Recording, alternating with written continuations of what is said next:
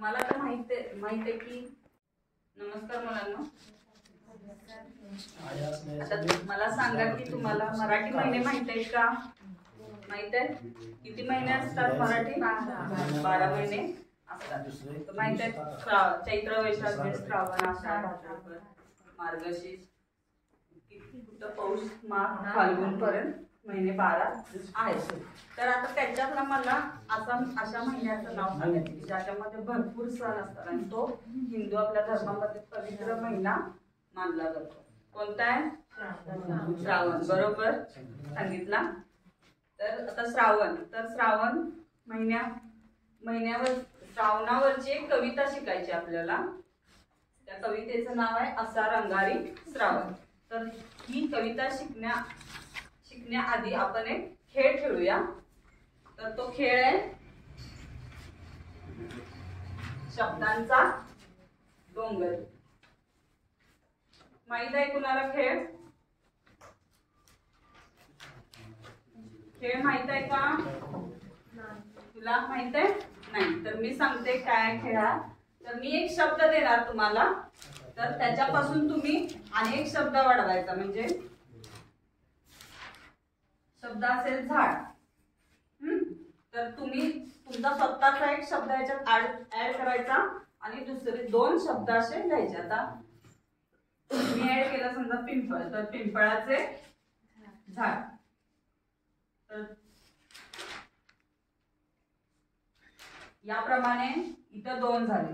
हा पहिला झाला, इथं 1, मग इथं 2 अनेक ऍड झाल्यामुळे 2 झाले. असे 3 4 तुम्ही ऍड करायचे शब्द याच्यामध्ये. तर आता 2 गट पाडूया आपण आणि ऍड तुम्ही लिहायचे ते शब्द. तर तुम्हा तिघांचा एक गट करा आणि तिघींचा एक गट करा.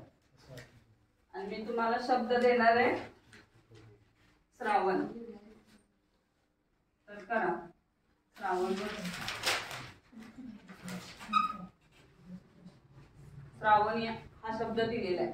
घ्या त्याच्यावर पुढे बसा. त्याच्या अगोदर नाही किंवा वैल अगोदर नाही कसं पण चालते. इकडं आधी पण चालते पुढे पण चालते. वाढवा. लक्षात आलं का? लक्षात आलं. आधी पण चालते. आता पहिला आधी त्याच्यानंतर पुढे वाढवा. मोठ्यानं बोलू नये. इकडं ऐकत वैल पण.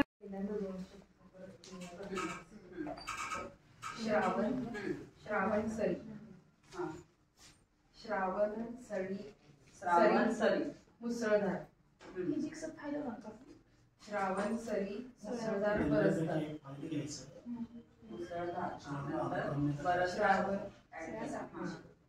श्रावण सरी मुसळधार बरसतात आणि श्रावण सरी मुसळधार बरसतात आणि सर्वत्र. श्रावण सरी मुसळधार बरसतात आणि सर्वत्र हिरवळ. श्रावण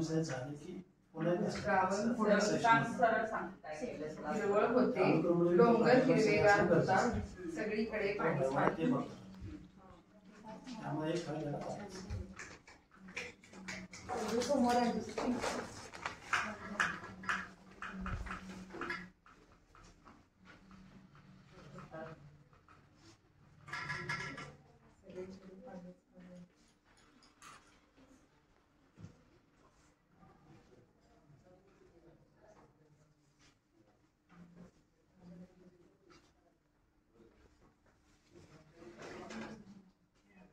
छान लिहिलंय. या गटासाठी जरा टाळ्या वाजवा.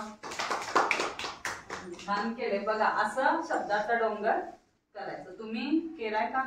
असं म्हणजे काय एक शब्द मी तुम्हाला दिला श्रावण आणि त्याच्या पुढं ऍड तुम्ही तुमचं स्वतः केले की ऍड केलं आणि याच्यावरून 2-3 वाक्य केली. कळाला शब्दाचा डोंगर.